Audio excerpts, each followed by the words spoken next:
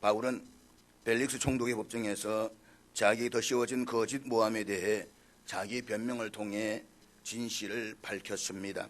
바울이 밝힌 진실 앞에서 대제사장 아나니아를 포함한 대규모의 고발단도, 그리고 그들에게 고용되어서 자신의 새 지효로 바울을 로마 제국의 실정법으로 올가매어서 사형 판결을 이끌어내려고 했던 변호사 더둘러도 모두가 한마디의 말도 뻥긋할 수가 없었습니다. 왜냐하면 그들이 고발한 내용은 목격자도 증거도 없는 완전히 날조해서 만들어낸 거짓말이었기 때문입니다. 사도행전의 저자인 누가는 앞서 22절에서 벨릭스가 이 도, 즉 유대교 안에서 일어난 나사렛 예수에 관한 일들을 잘 알고 있었기 때문에 재판을 더 이상 진행하지 않았다라고 기록하고 있습니다. 벨릭스 총독이 어느 정도 알고 있었는지는 알 수가 없지만 적어도 유대인과 바울의 대립이 단순히 그들의 종교적 견해의 차이에서 비롯된 것일 뿐 바울에게는 어떤 죄가 없다는 것도 알았습니다. 그는 불구하고 벨릭스 총독은 바울을 석방하지 않았습니다. 그가 그렇게 했던 이유는 그동안 오랫도록 자신에게 정기적으로 뇌물을 바쳐온 대제사장 무리의 반발을 그 자리에서 사지 않기 위함이 첫 번째 이유였습니다. 그리고 이단의 괴수라고 생각한 바울에게 돈이 많을 것이라고 여겼던 벨릭스 총독이 바울로부터 뇌물을 받아내기 위함이 두 번째 이유였습니다. 벨릭스 총독은 백부장으로 하여금 바울에게 상당한 자유를 주는 조건으로 바울을 계속해서 헤롯 궁에 구금해 두도록 했습니다. 결국 바울은 무죄가 확인되었음에도 불구하고 벨릭스 임기가 끝나고 유대 새로운 총독으로 베스두가 부임해서 그가 로마 황제 가이사에게 상수하여 로마로 가기까지 2년이라는 긴 기간 동안 가이사라의 헤롯 궁에서 구금 생활을 해야만 했습니다. 하지만 바울이 비록 구금된 상태이긴 하였지만 비교적 자유로운 상태에서 계속적으로 복음을 전할 수가 있었습니다. 그리고 그동안 약 10여 년에 걸친 세 차례의 전도 여행으로 인해서 지친 심신의 휴식을 취하면서 말씀을 연구하는 가운데 향후 로마에서의 전도 계획을 세울 수가 있었습니다.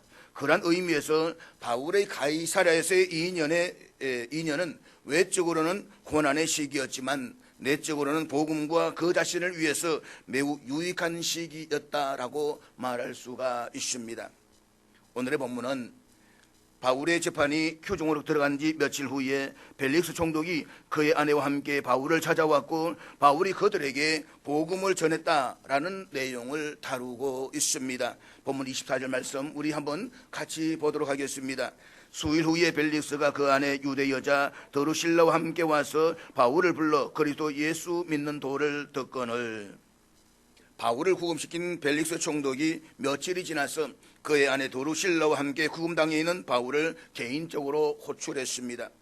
벨릭스 총독에게는 3명의 아내가 있었다라고 말씀을 드렸습니다. 그 중에 오늘 본문의 유대인 여자 드루실라는 세 번째 아내였습니다. 그런데 헤롯 대왕의 손녀이자 헤롯 아그리빠의 1세의 딸이었던 드루실라의 입장에서도 벨릭스 총독은 세 번째 남자였습니다. 그들이 바울을 호출해서 바울에게서 그리스도 예수를 믿는 도에 대해서 들었습니다. 시리아역의 난주회에 보면 그녀는 벨릭스에게 바울을 불러 그가 말하는 것을 듣게 해달라고 청하였고 그는 그녀를 만족시키기 위하여 바울을 불렀다라는 내용이 첨가되어져 있습니다. 한마디로 벨릭스의 총독 아내인 드루실라가 바울을 만나고 싶어 했고 그래서 바울 총독이 아내와 함께 바울을 찾아왔다는 것입니다. 그렇다면 이들이 왜 바울을 불러서 복음을 들었을까요? 그들에게 복음에 대한 진지한 관심이 있어서일까요? 아니면 그들도 베레아 사람들처럼 신사적이어서 진리에 대한 열정이 있었기 때문이었을까요? 결코 그렇지 않습니다. 그들에게는 애초부터 진리에 대한 관심은 없었습니다. 그들에게는 어떤 의미에서 가지고 진리에 대한 관심이 아니라 호기심이었습니다. 그들은 당시 유대 사회를 떠들썩하게 만들었던 복음에 대해서 호기심을 갖고 바울에게서 듣고자 했던 것입니다. 이처럼 진리에 대한 진지한 관심이 아니라 단지 호기심으로 진리에 접근하는 사람들은 진리를 들어도 진실하게 받아들이지 않습니다. 신앙은 진리에 대한 호기심이 아니라 진지한 관심을 가진 자들에게 발견되는 것입니다.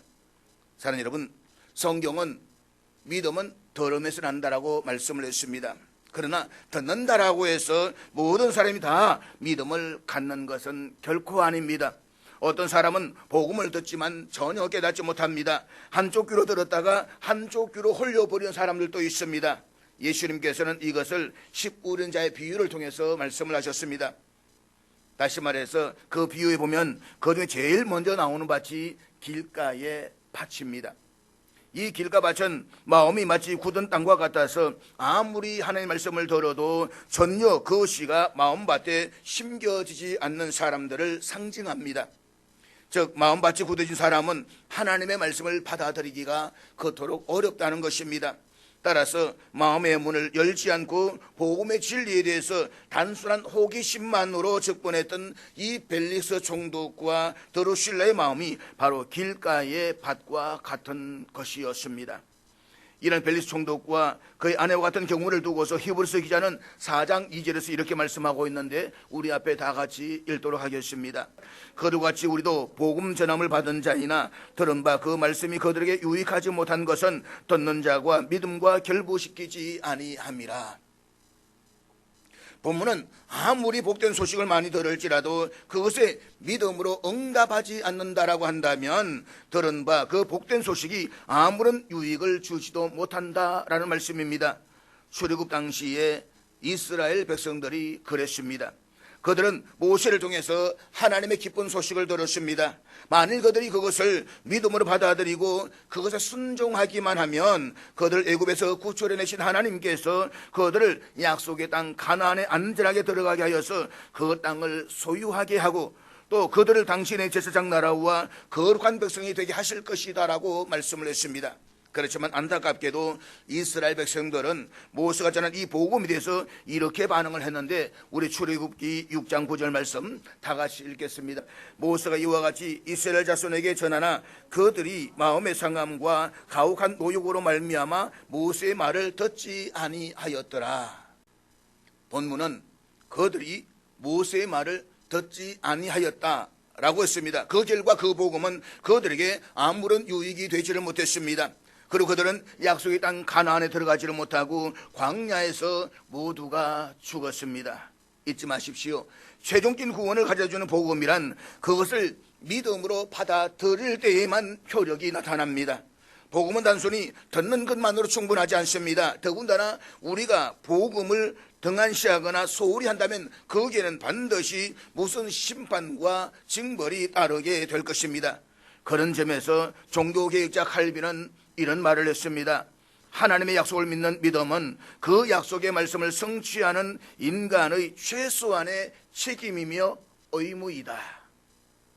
그렇기 때문에 사랑하는 여러분, 여러분은 진리에 대해서 어떠한 자세로 접근하고 있습니까? 베레 사람들처럼 진지한 관심으로 접근하고 있습니까? 아니면 벨릭스와 드루실라처럼 단순한 호기심으로 접근하고 있습니까? 이것은 매우 중요합니다. 우리가 어떤 자세로 진리에 대하느냐에 따라서 구원과 멸망을 가르기 때문인 것입니다. 그러므로 우리는 진리에 대해서 진지한 관심을 가져야만 합니다. 그래서 진리를 받아들이고 그 진리의 말씀에 의지해야만 합니다. 그래야만 신앙이 생겨나고 구원에 이르게 될 것입니다. 본문 25절 말씀 같이 보도록 하겠습니다. 바울이 의와 절제와 장차 오는 심판을 강론하니 벨릭스가 두려워하여 대답하되 지금은 가라, 내가 텀이 있으면 너를 부르리라 하고.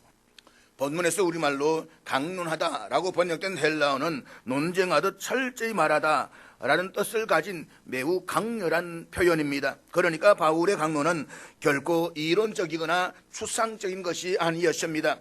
바울은 비공식적으로 이루어진 이런 기회를 자신의 무죄나 석방을 위해서 탄원의 기회로 사용하지 않았습니다. 바울은 자신에 대한 좋은 인상을 갖게 하고 벨릭스 총독과 친분 나눌 절호의 기회가 찾아왔음에도 불구하고 바울은 그들에게 복음을 전하여서 회개하고 그리스도를 믿도록 용감하게 권하는 기회로 사용했습니다. 즉 바울은 그들의 심기를 불편하게 할 것이 뻔한 의와 절제와 그리고 장차 다가올 심판에 대해서 강론했습니다. 오늘 본문에서 바울이 예수를 믿는 믿음의 요체를 이런 세 가지 단어로 설명합니다. 첫째로 의입니다. 의라고 하는 것은 우리가 잘 알고 있는 것처럼 하나님과의 바른 관계를 말하는 것입니다. 예수 그리스도 안에서 하나님을 하나님으로 모시고 자신은 하나님의 피조물로 살아가는 하나님과의 바른 관계 속에서는 하나님의 의가 절로 드러나는 것입니다. 그리스도인들이 말씀과 기도를 통해서 신앙 훈련을 거듭하는 궁극적인 목적은 매일 매 순간 하나님과의 바른 관계 속에서 살아가기 위함이 있습니다.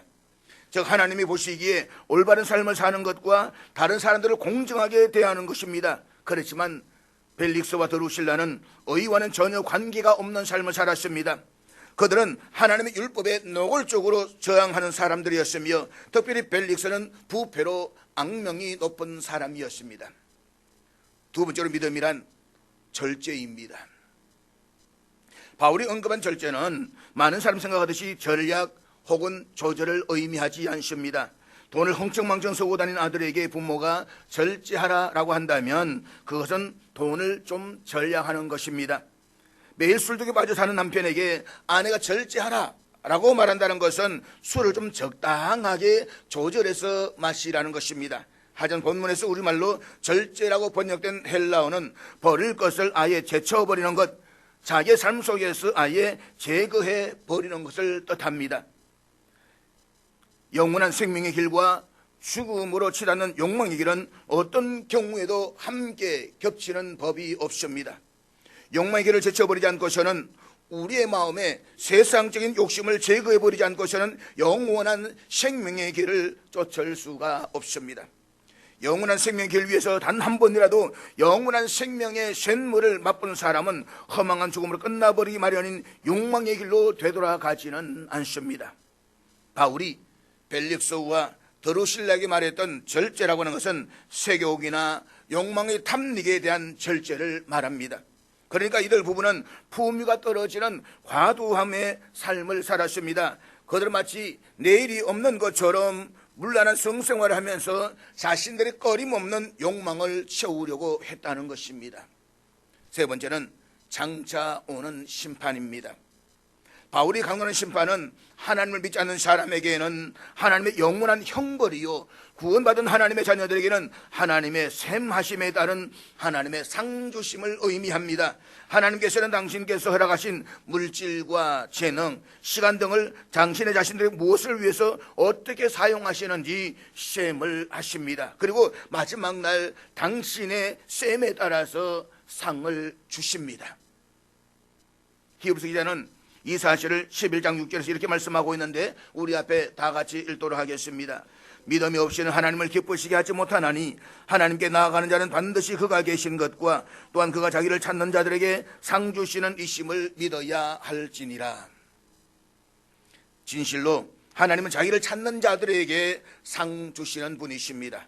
만약 하나님께서 셈하시고 상을 주시는 심판의 하나님이 아니시라고 한다면 그리스도인들이 구태여 하나님의 말씀을 쫓아 살려고 애쓸 필요도 까닭도 없을 것입니다. 바울이 믿음의 요체를 의와 절제 그리고 심판 이렇게 세 단어로 표현해서 강론한 것은 특별히 총독 벨릭스 부부를 위해서 선택했던 사도 바울다운 탁월한 강론이었습니다. 그렇다면 바울이 벨릭스와 드루실라에게 의와 절제와 심판을 강론했다는 것은 어떤 의미를 함축하고 있는 것일까요? 사실 벨릭스는 우리가 앞서 말씀을 드렸듯이 잔인함과 탐욕으로 악명이 높은 매우 불의한 사람이었습니다. 또한 벨릭스 안에 드루실라는 이미 여러 번 결혼한 경력이 있는, 한마디로 말해서 절제와는 거리가 먼 사람들이었습니다. 바울은 불의하고 무절제한 이들에게 의와 절제에서 강론했지만 그 핵심은 장차 다가올 심판이었습니다. 만일 이들이 의와 절제에 대한 촉구에 대한 상응하는 행동을 하지 않거나 회개하지 않는다고 한다면 장차 다가올 심판에서 자신이 저지른 행위에 상응하는 보응과 심판을 받게 될 것이라는 것을 강론한 내용이었습니다. 즉 그들은 바울로부터 지적 만족이나 종교적 평안을 제공하는 그런 이론적이고 추상적인 강론을 듣기를 원했지만 바울은 그들의 인격의 변화와 도덕적인 차원의 변화를 촉구하는 매우 실제적인 의미에서의 복음을 전했던 것입니다. 그래서 그들에 대한 바울의 강론 내용이 불의에 대한 어의, 불륜에 대한 절제, 그리고 회개하지 않음에 대한 장차올 심판으로 구성되어져 있었던 것입니다. 벨릭스와 드루실라 입장에서 본다면 예수 그를 영접할 수 있는 절호의 기회를 맞은 셈이었습니다. 하지만 그들의 처신은 우리의 기대와는 전혀 달랐습니다. 오늘 본문 25절의 하반절에 보면 이렇게 증언하고 있습니다. 벨릭스가 두려워하여 대답하되 지금은 가라, 내가 텀이 있으면 너를 부르리라 하고, 바울로부터 믿음의 요체가 의와 절제 또 심판되라는 강론을 들었던 벨릭스는 두려워했습니다. 우리말로 두려워하다라고 하는 번역된 헬라어는 원의 의미를 제대로 반영하지를 못하고 있습니다. 헬라의 동사는 깜짝 놀라다, 두려움에 사로잡히다 라는 그런 뜻을 가지고 있습니다. 벨릭스 총독이 의와 절제, 심판되는 세 단어를 표현한 바울의 강론을 듣고 깜짝 놀라서 두려움에 사로잡힌 데에는 까닭이 있었습니다. 당시 종교인들은 권력자 앞에서 권력자 듣기 거부한 말은 아예 하지 않았습니다. 변호사 더들로가 그랬던 것처럼 권력자 입맛에 맞는 메시지만을 전했습니다. 그렇지만 바울은 결코 사람의 기분을 좋게 하기 위해서 입에 발린 말을 하지 않았습니다. 바울은 하나님의 사람이었습니다. 하나님의 사람은 사람을 기쁘게 하는 사람이 아니라 하나님을 기쁘시게 하는 사람인 것입니다. 그러므로 마땅히 전해야 할 말을 전해야만 합니다. 그것이 자신의 생명과 맞바꾸는 한이 있어도 반드시 전해야 할 생명의 복음이라면 주저하지 말고 담대하게 전해야만 하는 것입니다. 그렇지만 뇌물을 탐할 뿐만 아니라 아내를 3명씩이나 두고서도 세욕에 사로잡혀 사는 벨릭스에게 바울이 전하는 의와 절제, 심판이라고 하는 이 세 단어를 중에서 어느 한 단어도 거리낌 없이 받아들일 수 있는 단어는 없었습니다. 게다가 벨릭스 총독이 일평생 단 한 번도 생각해 본 적이 없는 자신이 하나님으로부터 심판을 받게 되려는 이 바울의 강론은 그로 하여금 두려움에 사로잡히기에 충분했습니다. 바울이 전한 강론이 벨릭스로 하여금 자신의 삶의 방식에 대해서 죄책감을 가지게 만들었습니다. 그가 살아온 삶의 방식에 대한 추한 진실에 대한 그의 눈이 열려지게 했습니다. 그리고 어느 날 그가 마주하게 될 그의 선택의 결과들에 대한 생각이 그를 흔들어 놓았습니다. 그렇지만 벨릭스는 두려움에 떨기는 했지만 변하지는 않았습니다. 그는 자신의 죄에 대한 유죄 선고는 받았지만 회개하고 믿음에 이르지는 못했습니다. 그런 바울의 강론을 들으면서 마음의 괴로움을 느끼면서도 복음이 선포되어서 양심을 자극하는 그 귀중한 시간을 회피하려고 했습니다. 그래서 벨릭스 총독은 시간 나면 다시 부르겠다라고 하면서 바울을 황급하게 구금 장소로 되돌려 보내버렸습니다. 사랑하는 여러분, 말씀은 내가 듣고 싶은 소리만 듣는 것이 아닙니다. 오늘 우리는 위로를 듣기 위해서 온 것이 아닙니다. 자장가를 듣기 위해서 온 것이 아닙니다. 살아계신 하나님의 말씀을 듣기 위해서 온 것입니다. 그렇다면 그 말씀이 내 심령을 흔들고 내 마음을 아프게 할 때에 그 말씀 앞에 우리는 겸손하게 순종함으로써 받아들이고 내 삶을 회개시켜야 되는 것입니다. 그렇지만 오늘 한국교회가 그렇느냐라고 했을 때에 우리는 심각한 고민을 하지 않을 수가 없는 것입니다. 서울 강남구에는 서지 말아야 할 세 종류의 단어가 있다고 말합니다. 불륜, 바람, 이혼. 그 바람은 새바람이 아닙니다. 하늘바람이 아니에요. 이 설교의 단어가 들어가면 교인들이 싫어하고 결국 쫓겨난다라고까지 말합니다. 강단에 선포되는 말씀이 진실되게 우리의 심령을 녹이고 심령을 흔들기 위해서는 우리의 마음을 기분 듣게 해주고 하는 그 말이 아니라 하나님의 생명의 말씀인 것입니다. 그 말씀이 내 안에 들려올 때에 나는 어떻게 할 것인가? 겸손하게 무릎 꿇고 주여 내가 죄인입니다. 내가 말씀을 받아들이겠습니다. 내가 변하겠습니다. 나에게 말씀하시옵소서 라고 고백해야 되는 것입니다. 그것이 오늘 우리 성도들 다 될 수 있기를 주의 이름으로 축복합니다.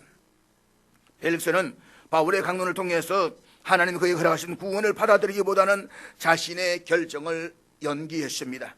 그는 바로 그때 거기에서 자신의 의사를 밝히기보다는 더 편한 때가 될 때까지 바울을 돌려보냈습니다. 하지만 벨릭스에게 더 편한 때는 결코 오지 않았습니다. 성경은 벨릭스가 이후에 다시 한번 자신의 죄를 자각했다는 기록은 어디에도 찾아볼 수가 없습니다.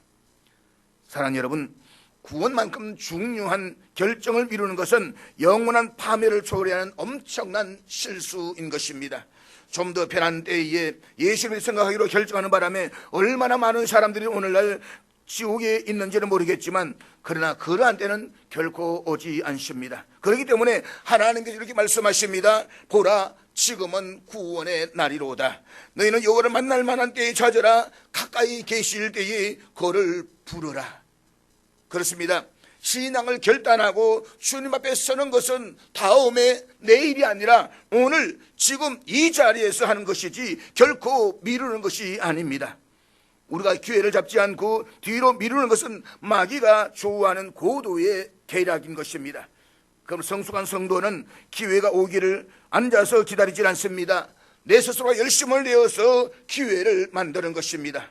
여러분이 예수님께 여러분 삶을 드린 일에도 오늘보다 더 편한 때는 결코 없을 것입니다. 그러므로 하나님께서 우리의 마음에 감동을 주시는 거룩한 그 결단을 늦추지를 말고 지금 당장 결단하고 행동을 옮길 수 있는 그런 저와 될 수 있기를 주의 이름으로 축복합니다.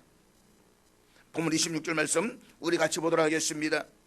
동시에 또 바울에게서 돈을 받을까 바라는 고로 더 자주 불러 이같이 이야기하더라. 보통 사람들이라고 한다면 자신에게 두려움을 가져줄 사람을 경계하는 것이 지극히 당연합니다. 그런데 벨릭스는 자신의 마음속에 일어났던 두려움이 오래 지속되지 않았습니다. 오히려 벨릭스는 더 자주 바울을 불러서 이야기를 나누었습니다. 그 이유가 무엇일까요? 본문은 벨릭스가 바울의 강론을 듣고 잠깐 두려움에 빠졌을 뿐 바울로부터 뇌물을 받으려는 탐욕을 그대로 드러내고 있습니다. 본문에서 우리말로 바라는 이라고 번역된 헬라어는 본래 종교적 의미에서 기쁨과 확신이 차서 이 구원을 기다리다라는 그런 뜻을 가지고 있습니다. 누가는 이 단어를 통해서 벨릭스가 예수의 도를 사모하고 열망해서 바울을 자주 불러 같이 이야기를 나누었던 것이 아니라 바울이 가지고 있는 돈을 탐내어서 자주 불러내었다는 사실을 강조하고 있는 것입니다. 한마디로 벨릭스는 뇌물을 열렬히 기다렸다는 것입니다. 벨릭스는 바울이 재판 과정에서 자신이 예루살렘을 방문한 이유 중에 하나가 대흉년을 당한 예루살렘 사람들에게 마게도냐와 아가야 지방의 그리스도인들의 구제연금을 전달하기 위함이라는 사실을 들었습니다. 뿐만 아니라 바울 주변에 적지 않은 사람들이 들락거리는 것을 보았습니다. 그렇기 때문에 벨릭스는 바울에게 돈이 많이 있을 것이라는 확신을 더 확고하게 가졌던 것입니다. 그래서 바울을 더 자주 불러서 개인적으로 이야기를 나누었던 것입니다. 그러고 보면 벨릭스 총독이 아내 드르실과 함께 바울을 호출해서 믿음에 대해 질문을 했던 것도 믿음에 대해서 관심을 가졌기 때문이 아니었습니다. 실제로는 그때로부터 돈을 받기를 원한 기대감이 있었기 때문인 것입니다.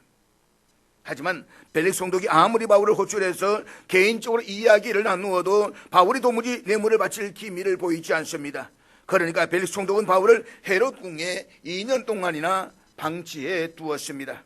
바울이 벨릭스 총독에게 전했던 의와 절제 심판은 더 이상 그의 안중에도 없었다는 것입니다.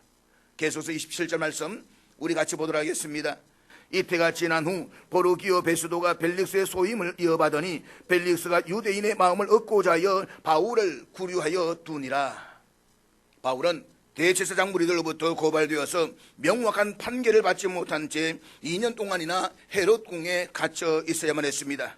천부장 루시아가 내려오면 재판을 속개하겠다고 말했던 벨릭스는 2년 동안이나 재판을 속개하지 않았고 바울을 석방하지도 않았습니다. 벨릭스의 이러한 행동은 유대인들의 비난과 반감을 우려한 것이었음에 비롯된 것이었습니다. 그렇지만 벨릭스는 2년이 지나 사실 유대인들의 반발에 의해서 로마 황제 네로의 소환을 받아 로마로 가야만 했습니다. 총독의 거주인 가이사랴에는 유대인들과 헬라인들이 함께 섞여 살고 있었습니다. 그런데 헬라인들과 유대인들 사이에서 서로 주도권을 장악하기 위한 분쟁이 일어났을 때에 벨릭스 총독은 로마법에 따라서 공정하게 절하지 않고 군대를 동원해서 유대인들을 제압하고 일방적으로 헬라인들을 편들었습니다. 그 과정에 수많은 유대인들의 생명과 재산을 잃는 등 큰 피해를 입게 되었습니다. 벨리스 총독이 사사로이 권력을 남용한 결과였습니다. 이에 분노했던 유대인들이 네로 황제에게 탄원서를 올렸고 결국 벨리스 총독은 로마로 소환을 당해서 불명예 퇴진을 하게 된 것입니다. 소환당한 벨리스 총독의 후임으로는 베소도가 신임 총독으로 부임할 예정이었습니다. 벨리스 총독은 신임 총독 베소도를 위한 업무 임계를 준비하다가 자신이 선고를 하지 않아서 2년 동안이나 바울이 구금된 상태였던 사실을 그제서야 비로소 인지하게 되었습니다. 그렇다면 벨리스 총독은 당장 바울에게 무죄를 선고하고 자기 임기가 끝나기 전에 자기 책임하에서 바울에 대한 판결을 마무리 지어야만 했습니다. 하지만 그는 그때에도 자신의 책임을 다하지 않았습니다.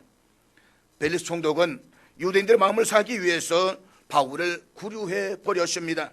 오늘 본문에서 우리말로 얻고자라고 번역된 헬라어는 언행과 관련된 용어입니다.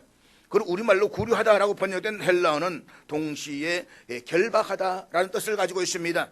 그러니까 벨리스가 유대인들의 분노를 달래고 그들의 호의를 얻기 위해서 바울을 담보물화해서 또다시 결박하여 투옥시켜 버린 것입니다.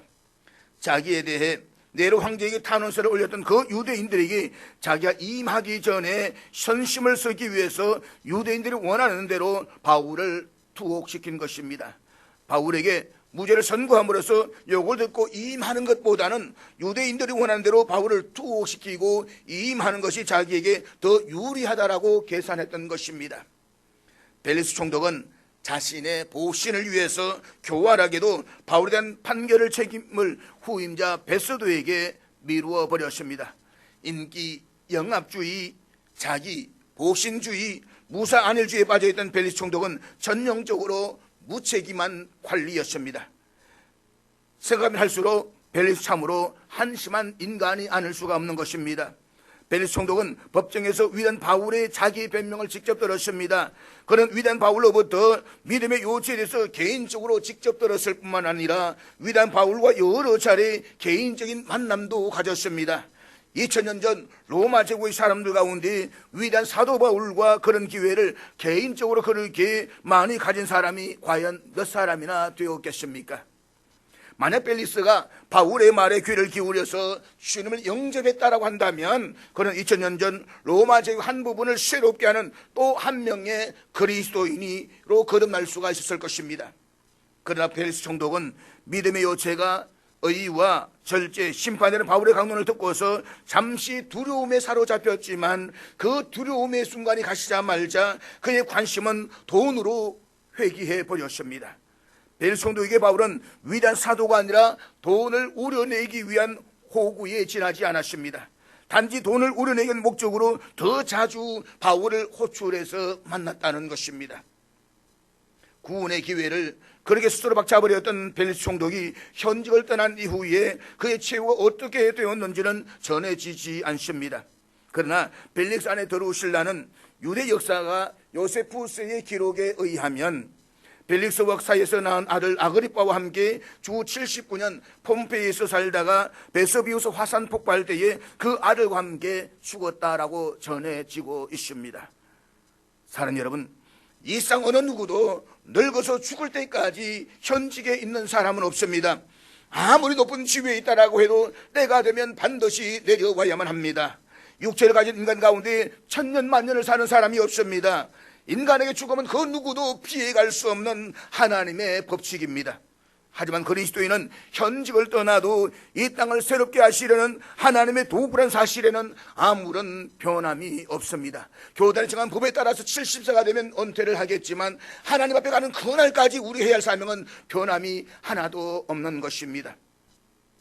그리스도인은 화산 폭발로 죽던, 전쟁터에서 죽던, 병으로 죽던, 잠을 자다가 죽던, 죽음이 예수 그리스도의 영원한 생명의 시작되는 점에서 모두가 동의를 합니다. 만약 벨릭스와 베드루실라가 바울의 말을 듣고 주님을 영접했더라면 그런 현직을 떠난 뒤에도 이 세상에 살아있는 동안 하나님의 도구로 아름답게 서임을 받다가 어떤 형태의 죽음을 당했어든 새 마시고 상 주시는 하나님 앞에서 감사함으로 설 수가 있었을 것입니다. 하지만 구원의 기회를 석소로 박차버렸던 그들은 영원한 심판의 대상으로 전락해버리고 말았습니다. 생각하면 할수록 얼마나 한심하고 어리석은 인간입니까? 하지만 한심하고 어리석은 벨릭스와 드루실라가 오늘 그 시대만 있었겠습니까? 어쩌면 오늘 우리들의 자화상일 수도 있는 것입니다. 그리스도인인 우리도 하나님의 이 심판에 대해서는 알고 있습니다. 성경을 읽다가 심판이라는 단어를 접하거나 오늘처럼 하나님의 심판이라는 설교를 들을 때는 잠시 두려움에 사로잡히기도 합니다. 그러나 두려움의 순간이 지나가면 실생활 속에서는 언제나 벨릭스처럼 모든 관심은 오직 돈에만 있는 사람들이 있습니다. 향락에만 팔려고 있는 사람이 있습니다. 자기 욕망에 사로잡혀 있는 사람들이 있습니다. 그렇게 살고서도 설령 믿음의 요체가 의와 절제, 심판임을 믿는 참된 그리스도인이라고 말할 수가 있겠습니까? 그리스도인치고 믿음의 요체가 의와 절제, 심판임을 알지 못하는 사람은 없습니다. 그러나 그리스도인 가운데에 믿음의 요체인 의와 절제, 심판을 자신의 삶으로 구현하는 사람도 그리 흔하지 않습니다. 대부분의 그리스도인들이 믿음의 요체가 의와 절제, 심판인 것은 알지만 믿음의 진전은 역순으로 진행한다는 사실을 알지 못하기 때문인 것입니다. 참된 믿음은 오직 하나님의 심판, 하나님의 셈하심과 상주심을 믿는 것으로부터만 시작이 되는 것입니다. 하나님의 심판을 믿는 사람에게만 결과적으로 절제와 의의 삶이 수반됩니다. 하나님의 심판을 믿는 사람만이 그날을 대비하면서 그리스도인답게 제쳐버릴 것을 자신의 삶 속에서 미련 없이 제쳐버릴 수가 있습니다. 하나님의 심판을 믿는 사람만이 하나님의 상주심을 바라보면서 결과적으로 하나님과의 바른 관계 속에서 살아갈 수가 있습니다. 하나님의 심판을 믿지 못하는 그리스도인이라면 절제와 의를 머리로 이해할 수는 있었는지는 모르겠지만 삶으로 구현할 수는 없습니다. 학교에 보면 많은 학생들이 있습니다. 어느 선생님이 시험 날짜를 공지했습니다. 그러나 그 시험 날짜를 의식하지 않는 학생들은 평소처럼 놀고 싶은 대로 놀고 하고 싶은 것을 다 할 것입니다. 그리고 당연하게도 시험은 다 망칠 것입니다. 반면에 선생님이 공지한 시험을 절대적으로 받아들이는 학생들, 시험 날짜를 매일 의식하는 학생들은 하고 싶은 일들을 제쳐버리고 놀고 싶은 마음을 억누르면서 최선을 다해서 시험을 준비할 것입니다. 그런 학생들이 시험에서 상대적으로 좋은 점수를 얻을 것이고 각종 수상의 영예도 누리게 될 것입니다. 믿음도 이와 똑같습니다. 하나님의 심판을 믿는 사람에게만 하나님의 말씀을 쫓는 절제가 가능합니다. 그리고 그런 사람들에게만 결과적으로 하나님과의 바른 관계가 수반되는 것입니다. 만약에 벨릭스 총독이 바울이 전한 심판을 믿었더라면 그의 인생은 전혀 다르게 전개되었을 것입니다. 바울이 총독의 법정에서 자기 변명을 하면서 그들이 기다리는 바 하나님께 향한 소망을 나도 가졌으니 곧 의인과 악인의 부활이 있으리라 함이니이다 라는 이 메시지를 들었습니다. 바울은 그렇게 하나님의 심판을 믿었습니다. 바울이 만약 그렇게 하나님의 심판을 믿지 않았다고 한다면 바울 역시 무늬만 그리스도인이었을 뿐 실생활은 주님과 전혀 무관하게 살았을 것입니다. 바울이 하나님의 심판을 믿었기 때문에 그런 날마다 자신을 쳐서 복종시키면서까지 하나님의 말씀을 쫓는 그런 절제와 의의 삶으로 일평생을 일관했던 것입니다. 사랑하는 여러분, 아무리 성경을 읽어도 성경을 보면 성경에는 평등이라는 단어가 단 한 번도 등장하지 않습니다. 하나님 결코 평등의 하나님이 아니십니다. 이 사실을 바울은 갈라디아서 6장 7절과 8절에서 이렇게 말씀하고 있는데 우리 앞에 다 같이 읽겠습니다. 사람이 무엇으로 심든지 그대로 거두리라. 자기의 육체를 위하여 심는 자는 육체로부터 썩어질 것을 거두고 성령을 위하여 심는 자는 성령으로부터 영생을 거두리라. 그렇습니다. 하나님께서는 평등의 하나님이 아니라 사람이 무엇으로 심든지 그대로 거두게 하시는 공평하신 하나님이십니다. 심판 하나님 믿는 사람만이 하나님의 말씀을 쫓아 제쳐버릴 것을 제쳐버리고 미련 없이 포기하는 절제의 삶을 살아갈 수가 있습니다. 그 심판의 하나님을 믿는 사람만이 울면서도 심할 것을 심으며 자신의 책임을 다른 사람의 미움이 없이 욕을 듣더라도 자기에게 부여된 소명을 온전히 완전할 수가 있습니다. 심판의 하나님을 믿는 사람만이 결과적으로 하나님과의 바른 관계 속에서 살아가는 의를 이룰 수가 있는 것입니다. 그러므로 사랑하는 여러분, 이제부터 우리를 구원해 주신 하나님의 심판을 믿으십시오.